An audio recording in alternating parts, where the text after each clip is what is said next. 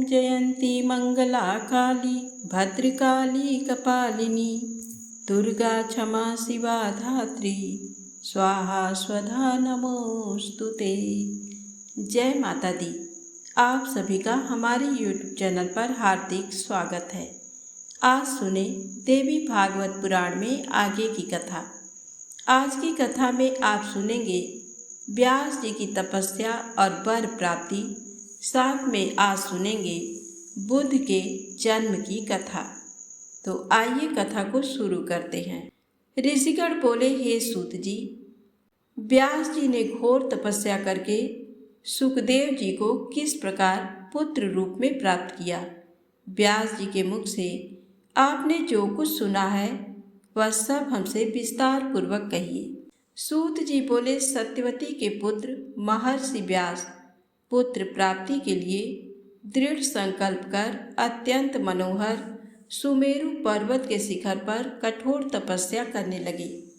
नारद जी से सुने गए एकाक्षर वाग्बीज मंत्र का जप करते हुए तपोनिधि व्यास जी पुत्र प्राप्ति की कामना से परात्परा महामाया में अपना ध्यान केंद्रित किए हुए मन ही मन सोच रहे थे कि अग्नि, भूमि, वायु एवं आकाश इनकी शक्ति से संपन्न पुत्र की मुझे प्राप्ति हो।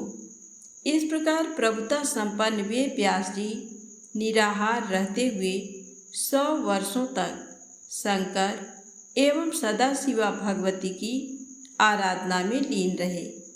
अनेक विचार करते हुए महर्षि व्यास इस निष्कर्ष पर पहुँचे कि शक्ति ही सर्वत्र पूजनीय है।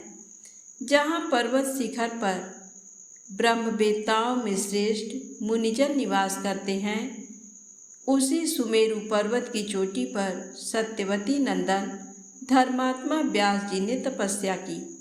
उनके इस तपश्चरण के प्रभाव से समग्र चराचर जगत व्याप्त हो गया और महामेधा संपन्न पराशर पुत्र व्यास जी की जटा अग्निवर्ण हो गई। तदनंतर व्यास जी का ये तेज देखकर इंद्र भयभीत हो गए। तब इंद्र को भयाक्रांत तथा व्याकुल देखकर भगवान शंकर जी उनसे कहने लगे। शंकर जी बोले, हे सुरेश्वर, आपको क्या दुख है? हे इंद्र, आज आप इस तरह भयग्रस्त क्यों हैं? तपस्वियों से कभी भी ईर्ष्या नहीं करनी चाहिए, क्योंकि मुनिगण मुझे शक्ति संपन्न जानकर ही तपस्या करते हैं। ये तपस्वी मुनि लोग कभी भी किसी का अपकार नहीं चाहते हैं। शंकर जी के ऐसा कहने पर इंद्र उनसे बोले, व्यास जी ऐसा तब किस लिए कर रहे हैं? उनकी क्या मनोकामना है? तब शिव जी बोले, व्यास जी पुत्र प्राप्ति की कामना से ये कठोर तप कर रहे हैं। इन्हें तपस्या करते हुए पूरे 100 वर्ष हो चुके हैं, अतः मैं इन्हें कल्याणकारी पुत्र प्रदान करूँगा। सूत जी बोले, दया भाव से युक्त प्रसन्न मुख वाले जगत गुरु भगवान शंकर इंद्र से ऐसा कहकर मुनि व्यास जी के पास जाकर बोले, हे वासवी पुत्र, उठो, तुम्हें कल्याणकारी पुत्र अवश्य प्राप्त होगा। हे निष्पाप, तुम्हारा वह पुत्र सभी प्रकार के तेजों से संपन्न, ज्ञानवान, यशस्वी और सभी लोगों का सदा अतिशय प्रिय, समस्त सात्विक गुणों से संपन्न तथा सत्य रूपी पराक्रम से युक्त होगा। सूत जी बोले, तब शूलपाणी शंकर जी का मधुर वचन सुनकर उन्हें प्रणाम कर द्वैपायन व्यास जी ने अपने आश्रम के लिए प्रस्थान किया। वहाँ पहुंचकर कई वर्षों तक घोर तप करने के कारण अतिशय श्रांत महर्षि व्यास अरणी में समाहित अग्नि को प्रकट करने की कामना से अरणी मंथन करने लगे। मंथन कर रखे व्यास जी के मन में उस समय महान चिंता हो रही थी। मंथन तथा अरणी के पारस्परिक संयोग प्रकटित अग्नि को देखकर व्यास जी के मन में अचानक पुत्र उत्पत्ति का विचार आया कि अरणी मंथन जनित अग्नि की भांति मुझे पुत्र कैसे उत्पन्न हो, क्योंकि पुत्र प्रदान करने वाली अरणी रूपी वह रूपवती उत्तम कुल में उत्पन्न तथा पतिव्रता युवती स्त्री मेरे पास है नहीं। साथ ही पैरों की श्रृंखला के समान स्त्री को मैं कैसे अंगीकार करूं? पुत्र उत्पन्न करने में कुशल और पातिव्रत धर्म में सदा तत्पर रहने वाली पत्नी मुझे कैसे मिले? पतिपरायणा निपुण रूपवती कैसी भी स्त्री हो, वह सदा बंधन का कारण ही बनी रहती है। स्त्री सदा अपनी इच्छा के अनुसार सुख प्राप्त करना चाहती है। शंकर जी भी नित्य स्त्री के मोहपाश में फंसे हुए रहते हैं। अतः अब मैं अत्यंत विषम गृहस्थ आश्रम धर्म को किस प्रकार अंगीकार करूं? व्यास जी ऐसा विचार कर ही रहे थे कि आकाश में समीप में ही स्थित घृताची नामक अप्सरा उन्हें दिखाई पड़ी। चंचल कटाक्षों वाली उस श्रेष्ठ अप्सरा को पास में ही स्थित देखकर कठोर नियम संयम धारण करने वाले व्यास जी शीघ्र ही काम बाण से आहत हो गए और सोचने लगे कि अब इस विषम संकट के समय मैं क्या करूं? धर्म के समक्ष इस दुर्जय काम वासना के वशीभूत होकर यदि मैं छलने के लिए यहाँ उपस्थित हुई इस अप्सरा को स्वीकार करता हूँ, तब ऐसी स्थिति में महात्मा तथा तपस्वीगण मुझ काम शक्ति से विह्वल का ये उपहास करेंगे कि 100 वर्षों तक कठिन तपस्या करने के पश्चात भी एक अप्सरा को देखकर महातपस्वी व्यास इतने विवश कैसे हो गए? और फिर यदि इसमें अतुलनीय सुख हो तो ऐसी निंदा भी होती रहे, अर्थात उसकी उपेक्षा भी की जा सकती है। गृहस्थ आश्रम पुत्र प्राप्ति की कामना पूर्ण करने वाला, स्वर्ग की प्राप्ति कराने वाला तथा ज्ञानियों को मोक्ष देने वाला कहा गया है, किंतु वैसा सुख इस देव कन्या से नहीं प्राप्त होगा। पूर्व काल में मैंने नारद जी से एक कथा सुनी थी, जिसमें राजा पुरुरवा उर्वशी के वशीभूत होकर अत्यंत संकट में पड़ गए थे। ऋषिगण बोले, हे सूत जी, वे राजा पुरुरवा कौन थे तथा वह देव कन्या उर्वशी कौन थी? उस मनस्वी राजा ने किस प्रकार संकट प्राप्त किया? हे लोमहर्षण तनय, आप इस समय पूरा कथा विस्तार पूर्वक कहें। सूत जी बोले, हे मुनियों, सुरगुरु बृहस्पति की पत्नी का नाम तारा था। वह रूप यौवन से संपन्न तथा सुंदर अंगों वाली थी। एक बार वह सुंदरी अपने यजमान चंद्रमा के घर गई। उस रूप तथा यौवन से संपन्न चंद्रमुखी कामिनी को देखते ही चंद्रमा उस पर आसक्त हो गए। तारा भी चंद्रमा को देखकर आसक्त हो गई। इस प्रकार वे दोनों, तारा तथा चंद्रमा, एक दूसरे को देखकर प्रेम विभोर हो गए। वे दोनों प्रेमोन्मत्त एक दूसरे को चाहने की इच्छा से युक्त हो विहार करने लगे। इस प्रकार उनके कुछ दिन व्यतीत हुए। तब बृहस्पति ने तारा को घर लाने के लिए अपना एक शिष्य भेजा, परंतु वह नहीं आ सकी। जब चंद्रमा ने बृहस्पति के शिष्य को कई बार लौटा दिया तो वे क्रोधित होकर चंद्रमा के पास स्वयं गए। चंद्रमा के घर जाकर उदार चित्त बृहस्पति ने अभिमान के साथ मुस्कुराते हुए उस चंद्रमा से कहा, हे चंद्रमा, तुमने ये धर्म विरुद्ध कार्य क्यों किया और मेरी इस परम सुंदरी पत्नी को अपने घर में क्यों रख लिया? हे देव, मैं तुम्हारा गुरु हूँ और तुम मेरे यजमान हो। तब हे मूर्ख, तुमने गुरु पत्नी को अपने घर में क्यों रख लिया? ब्रह्म हत्या करने वाला, सुवर्ण चुराने वाला, मदिरा पान करने वाला, गुरु पत्नीगामी तथा 5वां इन पापियों के साथ संसर्ग रखने वाला, ये महापातकी हैं। तुम महापापी, दुराचारी एवं अत्यंत निंदनीय हो। यदि तुमने मेरी पत्नी के साथ अनाचार किया है तो तुम देवलोक में रहने योग्य नहीं हो। हे दुष्टात्मन, असिता पांगी मेरी इस पत्नी को छोड़ दो, जिससे मैं इसे अपने घर ले जाऊं, अन्यथा गुरु पत्नी का अपहरण करने वाले तुझको मैं शाप दे दूंगा। इस प्रकार बोलते हुए स्त्री विरह से कातर तथा क्रोधाकुल देवगुरु बृहस्पति से रोहिणीपति चंद्रमा ने कहा। चंद्रमा बोले, क्रोध के कारण ब्राह्मण अपूजनीय होते हैं। क्रोध रहित तथा धर्मशास्त्रज्ञ विप्र पूजा के योग्य हैं और इन गुणों से हीन ब्राह्मण त्याज्य होते हैं। हे अनग, वह सुंदर स्त्री अपनी इच्छा से आपके घर चली जाएगी और यदि कुछ दिन यहाँ ठहर भी गई तो इससे आपकी क्या हानि है। अपनी इच्छा से ही वह यहाँ रहती है। सुख की इच्छा रखने वाली वह कुछ दिन यहाँ रहकर अपनी इच्छा से चली जाएगी। आपने ही तो पूर्व में धर्मशास्त्र में इस मत का उल्लेख किया है कि संसर्ग से स्त्री और वेद कर्म से ब्राह्मण कभी दूषित नहीं होते। चंद्रमा के ऐसा कहने पर बृहस्पति अत्यंत दुखी हुए एवं चिंतामग्न होकर शीघ्र ही अपने घर चले गए। कुछ दिन अपने घर रहकर चिंता से व्याकुल गुरु बृहस्पति पुनः चंद्रमा के यहाँ शीघ्र जा पहुँचे। वहाँ द्वारपाल ने उन्हें भीतर जाने से रोका। तब वे क्रुद्ध होकर द्वार पर ही रुक गए। कुछ देर तक प्रतीक्षा करने पर जब चंद्रमा वहाँ नहीं आए तब बृहस्पति देव अत्यंत क्रुद्ध हो उठे। वे विचार करने लगे, मेरा शिष्य होते हुए भी इसने माता के समान आदरणीय गुरु पत्नी को बलपूर्वक हर लिया है, इसलिए अब मुझे इस अधर्मी को दंडित करना चाहिए।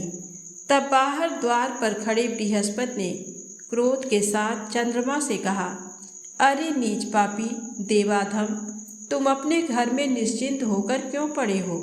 मेरी स्त्री शीघ्र मुझे लौटा दो, अन्यथा मैं तुम्हें शाप दे दूंगा। यदि तुम मेरी पत्नी नहीं दोगे तो मैं तुझे अभी अवश्य भस्म कर दूंगा। सूत जी बोले, बृहस्पति के इस प्रकार के क्रोध भरे वचन सुनकर चंद्रमा शीघ्र घर से बाहर निकले और हंसते हुए उनसे बोले, आप इतना अधिक क्यों बोल रहे हैं। सर्वलक्षण संपन्न वह असिता पांगी आपके योग्य नहीं है। हे विप्र, आप अपने समान किसी अन्य स्त्री को ग्रहण कर लीजिए। ऐसी सुंदरी भिक्षुक के घर में रहने योग्य नहीं है। ये प्रायः कहा जाता है कि अपने समान गुण संपन्न पति पर ही पत्नी का प्रेम स्थिर रहता है। अपने इच्छानुसार अब आप चाहे जहाँ चले जाएं, मैं इसे नहीं दूंगा। आपका शाप मेरे ऊपर नहीं लग सकता। हे गुरु, मैं ये रमणी आपको नहीं दूंगा। अब आप जैसा चाहें वैसा करें। सूत जी बोले, चंद्रमा के ऐसा कहने पर देवगुरु बृहस्पति रुष्ट होकर चिंता में पड़ गए और वे कुपित हो शीघ्रता से इंद्र के भवन चले गए। वहाँ स्थित देवगुरु बृहस्पति को दुख व्यथित देखकर इंद्र ने पाद्य अर्घ्य तथा आचमनी आदि से उनकी विधिवत पूजा करके बैठाया। जब बृहस्पति आसन पर बैठकर स्वस्थ हो गए तब इंद्र ने पूछा, हे महाभाग, आपको कौन सी चिंता है। हे मुनिवर, आप इतने शोकाकुल किस लिए हैं। मेरे राज्य में आपका अपमान किसने किया है। आप मेरे गुरु हैं, अतः हमारी सारी सेना एवं लोकपाल सभी आपके अधीन हैं। ब्रह्मा, विष्णु, रुद्र तथा अन्य देवता भी आपकी सहायता करेंगे। आपको कौन सी चिंता है, इस समय उसे बताइए। बृहस्पति बोले, चंद्रमा ने मेरी सुंदर नेत्रों वाली पत्नी तारा का हरण कर लिया और वह दुष्ट मेरे बार बार प्रार्थना करने पर भी उसे लौटाता नहीं है। हे देवराज, अब मैं क्या करूं। अब तो केवल आप ही मेरी शरण हैं। हे सत्क्रतो, मैं अत्यंत दुखी हूँ। हे देवेश, आप मेरी सहायता कीजिए। इंद्र बोले, हे धर्मात्मन, आप शोक ना करें। हे सुब्रत, मैं आपका सेवक हूँ। मैं आपकी पत्नी को अवश्य लाऊंगा। हे महामते, यदि दूत भेजने पर भी वह चंद्रमा आपकी स्त्री को नहीं देगा तो देव सेनाओं सहित मैं स्वयं युद्ध करूंगा। इस प्रकार गुरु बृहस्पति को आश्वासन देकर इंद्र ने अपनी बात को सही ढंग से कहने वाले विलक्षण तथा वाक्पटु दूत को चंद्रमा के पास भेजा। शीघ्र ही वह चतुर दूत चंद्रलोक गया और रोहिणीपति चंद्रमा से ये संदेश वचन कहने लगा, हे महाभाग, हे महामते, इंद्र ने आपसे कुछ कहने के लिए मुझे भेजा है, अतः उनके द्वारा जो कुछ कहा गया है वही ज्यों का त्यों मैं आपसे कह रहा हूँ। हे महाभाग, हे सुब्रत, आप धर्मज्ञ हैं तथा धर्मात्मा अत्रि मुनि आपके पिता हैं, अतएव आपको कोई ऐसा कार्य नहीं करना चाहिए जिससे आप निंदनीय हो जाएं। आलस से रहित होकर यथाशक्ति अपनी स्त्री की रक्षा सभी प्राणी करते हैं, अतः इस तारा के लिए बड़ा कलह होगा, इसमें संदेह नहीं है। हे सुधानिधे, जैसे आप अपनी भार्या की रक्षा हेतु प्रयत्न करते हैं, वैसे वे गुरु बृहस्पति भी अपनी पत्नी की रक्षा के लिए प्रयत्नशील हैं। आप अपने ही सदृश सभी प्राणियों के विषय में विचार कीजिए। हे सुधानिधे, आपको दक्ष प्रजापति की सुलक्षणों से युक्त कन्याएं पत्नी के रूप में प्राप्त हैं। आप अपने गुरु की पत्नी को पाने की इच्छा क्यों रखते हैं? स्वर्गलोक में मेनका आदि अनेक मनोरम अप्सराएं सर्वदा सुलभ हैं। तब उनके साथ स्वेच्छापूर्वक विहार कीजिए और गुरु पत्नी तारा को शीघ्र ही लौटा दीजिए। सूत जी बोले, दूत से इंद्र का संदेश सुनकर चंद्रमा कुछ क्रोधित हो गए और उन्होंने इंद्र के दूत को इस प्रकार व्यंग पूर्वक उत्तर दिया। चंद्रमा बोले, हे महाबाहो, आप धर्मज्ञ हैं और स्वयं देवताओं के राजा हैं। आपके पुरोहित बृहस्पति भी ठीक आपकी तरह हैं। आप दोनों की बुद्धि भी एक समान है। दूसरों को उपदेश देने में अनेक लोग चतुर होते हैं, परंतु कार्य उपस्थित होने पर स्वयं आचरण करने वाला दुर्लभ होता है। हे देवेश, बृहस्पति के बनाए शास्त्र को सभी मनुष्य स्वीकार करते हैं। शक्तिशाली लोगों के लिए सब कुछ अपना होता है, परंतु दुर्बल लोगों के लिए कुछ भी अपना नहीं होता। तारा जितना प्रेम मुझसे करती है उतना बृहस्पति से नहीं। अतः अनुरक्त स्त्री धर्म अथवा न्याय से त्याज्य कैसे हो सकती है? गृहस्थ जीवन का वास्तविक सुख तो प्रेम रखने वाली स्त्री के साथ ही होता है, उदासीन स्त्री के साथ नहीं। इसलिए हे दूत, तुम जाओ और इंद्र से कह दो कि मैं इसे नहीं दूंगा। आप स्वयं समर्थ हैं, आप जो चाहते हो वह कीजिए। सूत जी बोले, चंद्रमा के ऐसा कहने पर इंद्र के पास दूत लौट गया और चंद्रमा ने जो कहा था वह सब उसने इंद्र से कह दिया। इसे सुनकर प्रतापी इंद्र भी अत्यंत क्रोधित हुए और गुरु बृहस्पति की सहायता के लिए सेना की तैयारी करने लगे। दैत्य गुरु शुक्राचार्य चंद्रमा तथा देव गुरु के विरोध की बात सुनकर बृहस्पति से द्वेष के कारण चंद्रमा के पास गए और उससे बोले कि आप तारा को वापस मत कीजिए। हे महामते, हे मान, यदि इंद्र के साथ आपका युद्ध छिड़ जाएगा तो मैं भी अपनी मंत्र शक्ति से आपकी सहायता करूंगा। गुरु पत्नी से अनाचार की बात सुनकर और शुक्राचार्य को बृहस्पति का शत्रु जानकर शिव जी भी बृहस्पति की सहायता के लिए तैयार हो गए। तब तारकासुर के साथ हुए युद्ध की भांति देव दानव में संग्राम छिड़ गया। ये युद्ध बहुत वर्षों तक चलता रहा। देव और दानवों का ये संग्राम देखकर प्रजापति ब्रह्मा जी हंस पर सवार होकर उस क्लेश की शांति के लिए रण स्थल में शीघ्र पहुँचे। तब ब्रह्मा जी ने चंद्रमा से कहा कि तुम गुरु बृहस्पति की पत्नी लौटा दो, नहीं तो भगवान विष्णु को बुलाकर मैं तुम्हें समूल नष्ट कर दूंगा। तत्पश्चात लोक पितामह ब्रह्मा जी ने भृगुनंदन शुक्र को भी युद्ध से रोका और उनसे कहा, हे महामते, दैत्यों के संग से क्या आपकी भी बुद्धि अन्याय युक्त हो गई है? तत्पश्चात ब्रह्मा जी की बात सुनकर शुक्राचार्य चंद्रमा के पास गए। उन्होंने चंद्रमा को युद्ध से रोका और कहा कि तुम्हारे पिता ने मुझे भेजा है, तुम अपने गुरु की पत्नी को तत्काल छोड़ दो। सूत जी बोले, शुक्राचार्य की ये अद्भुत वाणी सुनकर चंद्रमा ने बृहस्पति को गर्भवती सुंदरी प्रिय भार्या को लौटा दिया। पत्नी को पाकर देवगुरु बड़े प्रसन्न हुए और आनंद पूर्वक अपने घर चले गए। तत्पश्चात सभी देवता और दैत्य भी अपने अपने घर चले गए। तदनंतर कुछ दिनों के बाद तारा ने शुभ दिन तथा शुभ नक्षत्र में गुणों में चंद्रमा के समान ही सुंदर पुत्र को जन्म दिया। पुत्र को उत्पन्न देखकर देवगुरु बृहस्पति ने प्रसन्न मन से उनके विधिवत जात कर्म आदि सभी संस्कार किए। हे श्रेष्ठ मुनियों, चंद्रमा ने जब सुना कि पुत्र उत्पन्न हुआ है, तब बुद्धिमान चंद्रमा ने बृहस्पति के पास अपना दूत भेजा और कहलाया, हे गुरु, ये पुत्र आपका नहीं है, क्योंकि ये मेरे तेज से उत्पन्न है। तब आपने अपनी इच्छा से बालक का जात कर्म आदि संस्कार क्यों कर लिया? उस दूत का वचन सुनकर बृहस्पति ने कहा, ये मेरा पुत्र है, क्योंकि इसकी आकृति मेरे समान है, इसमें संदेह नहीं। पुनः फिर से दोनों में विवाद खड़ा हो गया और देव दानव मिलकर फिर युद्ध के लिए आ गए। इस प्रकार उनका बहुत बड़ा समूह एकत्र हो गया। उस समय शांति के अभिलाषी स्वयं प्रजापति ब्रह्मा जी पुनः वहां पहुँचे और रणभूमि में डटे हुए देव दानवों को उन्होंने युद्ध से रोका। धर्मात्मा ब्रह्मा जी ने तारा से पूछा, हे कल्याणी, ये पुत्र किसका है? हे सुंदरी, तुम सही सही बता दो, जिससे ये कलह शांत हो जाए। तब असिता पांगी सुंदरी तारा ने सिर नीचे करके मंद स्वर में कहा, ये पुत्र चंद्रमा का है।